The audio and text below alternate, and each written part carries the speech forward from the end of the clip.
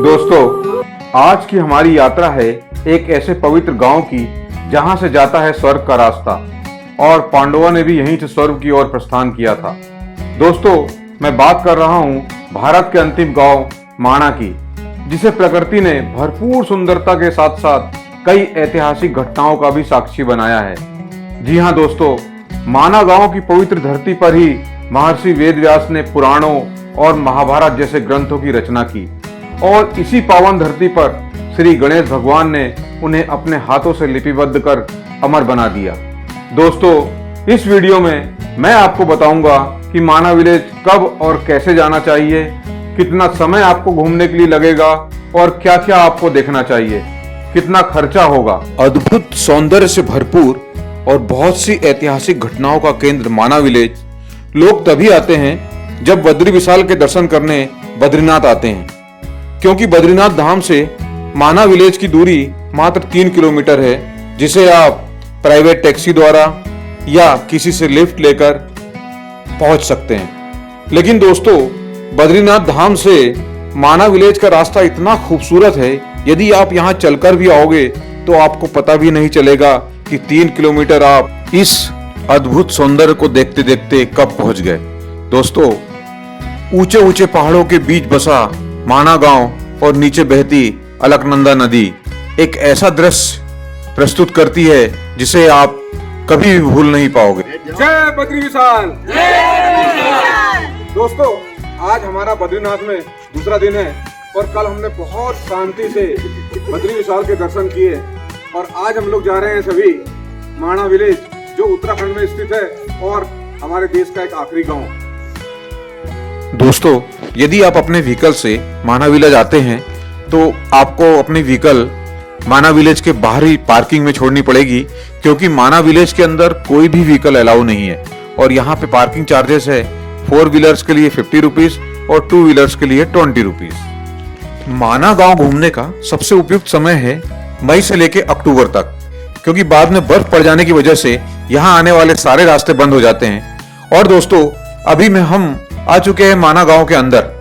माणा गांव में कुल 60 से 65 घर हैं, जिसमें 200 लोगों की आबादी है। ये लोग भी 6 महीने ही यहाँ पर रहते हैं, मई से लेकर अक्टूबर तक, क्योंकि बाद में बर्फ इतनी ज्यादा यहाँ पड़ती है तो ये सभी अपने नीचे की तरफ चले जाते हैं, जहां इनका दूसरा घर है वहां पर ये रहते हैं। माणा विलेज में अंदर आते ही असीम शांति का अनुभव होता है। यहाँ पर इनके जो घर बने हुए हैं, भले ही घर छोटे हैं, लेकिन आप देखेंगे हर घर के बाहर एक खूबसूरत पेंटिंग बनी हुई है। जहां भी जगह मिली है वहां पर खूबसूरत पेंटिंग बनी हुई है और वो इस गांव के इतिहास को भी दर्शाता है। माणा विलेज जो है समुद्र तल से 10,133 फीट के ऊपर है। दोस्तों, अभी हम माणा विलेज पहुंच चुके हैं और माणा विलेज का आप ये बोर्ड देखेंगे, यहाँ भीमपुर, सरस्वती धाम और केशव प्रयाग जो है वो लेफ्ट साइड में है और गणेश गुफा और व्यास गुफा जो है वो राइट साइड में। लेकिन दोस्तों, चिंता करने की बात नहीं है, तो हम इस रास्ते से जाएंगे तो ये रास्ता दोनों आगे जाके मिलेगा और आपको सभी के दर्शन वहाँ पे हो पाएंगे। चलिए दोस्तों, हम चलते हैं बाएं तरफ से।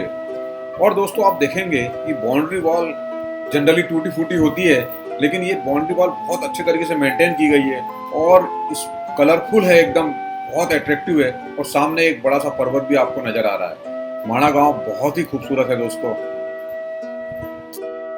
तो व्यास गुफा और गणेश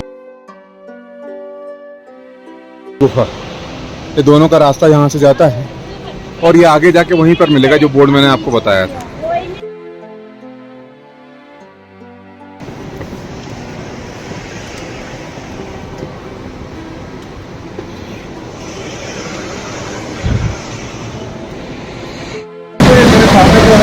जो भीमपुर है, जब पांडव यहाँ से गुजर रहे थे तब उन्होंने माँ सरस्वती नदी से कहा कि अपना बहाव थोड़ा कम करें ताकि हम ये पार कर सकें, लेकिन सरस्वती नदी मानी नहीं, तो उन्होंने एक पत्थर को गुस्से में धक्का दिया और उससे पुल का निर्माण कर दिया, जिसे भीमपुर के नाम से जाना जाता है। और ये दोस्तों, नीचे आप देख रहे हैं सरस्वती नदी यहाँ से बह रही है। जिस समय हमारे गणपति भगवान अपने वेद की रचना कर रहे थे तब उन्होंने सरस्वती जी से कहा कि उनकी आवाज़ जो आ रही थी नदी की बहुत तेज आवाज़ आ रही थी। उन्होंने रिक्वेस्ट की कि आप थोड़ा अपना बहाव कम करें, लेकिन वो सरस्वती जी ने माना नहीं। तो गणपति भगवान ने उन्हें श्राप देके कहा कि आज से तुम पाताल लोक में चली जाओगी। तो यहाँ से देखेंगे आप सरस्वती नदी जो है वो पाताल लोक में चली गई है और उसके बाद उनका कोई भी सरस्वती नदी का पता नहीं मिलता है।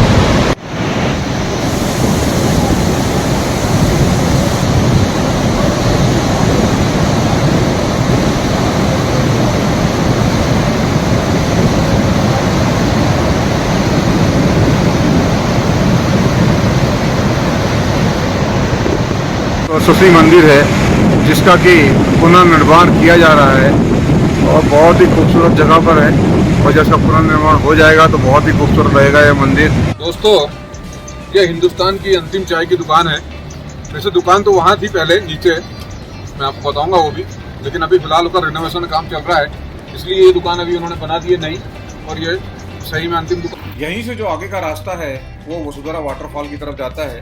पहले हम माना गांव घूम लेते हैं और उसके बाद चलेंगे दोस्तों वसुंधरा वाटरफॉल। ये है हिंदुस्तान का अंतिम चाय की दुकान। तो हमने भीम पुल देख लिया और सरस्वती नदी भी देख ली है। अब हम जा रहे हैं व्यास गुफा की तरफ। व्यास गुफा और गणेश गुफा एक ही लाइन में है और ये रास्ता जो है सीधा निकलते हुए वहीं पहुंच जाएगा जहां पर मैंने आपको बोर्ड बताया था कि यहाँ से ही रास्ता दोनों निकलते हैं। तो व्यास गुफा की ओर जा रहे हैं हम। रास्ते में आप देखेंगे कितनी बढ़िया बढ़िया पेंटिंग्स लगी हुई है, पेंटिंग्स की हुई है मतलब दीवारों के ऊपर।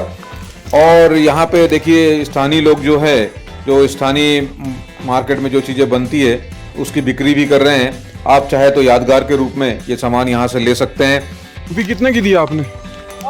वो टोपी लाल वाली? हाँ 150 का। अच्छा 150 का। व्यास गुफा के रास्ते में जो बाउंड्री वॉल बनी हुई है उस पर बहुत ही खूबसूरत तरीके से चित्रकारी की गई है और इतना कलरफुल है। यदि मैं एक एक फोटो, एक एक चित्र आपको दिखाने लगूं तो मेरा ये वीडियो बहुत लंबा हो जाएगा दोस्तों। लेकिन जब भी आप यहाँ पे आओ तो एक एक चित्र को आप अनुभव करो, देखो, बहुत खास है ये। यह है व्यास गुफा और इस गुफा का नाम दिया है व्यास पोथी। दोस्तों, इसी जगह पर श्री वेद व्यास जी ने श्रीमद् भगवत महापुराण की रचना की और यहां पर ही उन्होंने बैठकर वेद को 4 भागों में विभाजित किया। व्यास गुफा देखने के बाद अब हम चलते हैं गणेश गुफा की तरफ।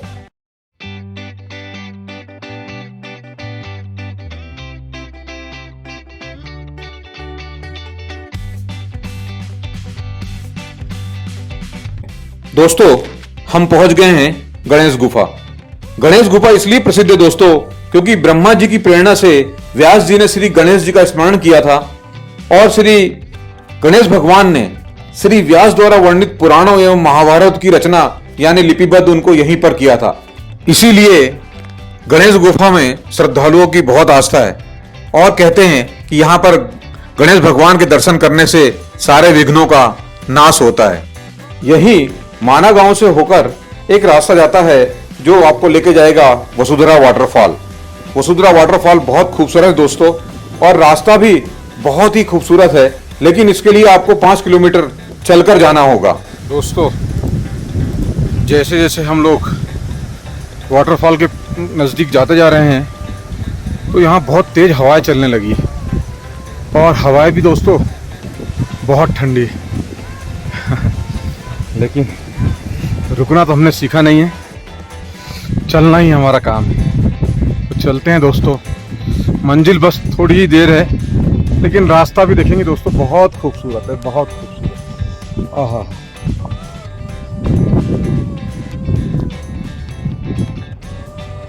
वाटरफॉल जस्ट आने ही वाला है दोस्तों।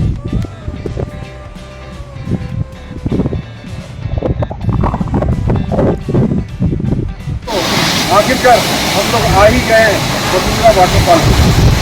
वाटरफॉल है और देखिए आप हाइट देखिए, पानी का साउंड इतना जबरदस्त तरीके से आ रहा है और जो पानी से जो बूंदें आ रही है हमारे चेहरे के ऊपर तो पूरी थकान हमारे चेहरे के ऊपर।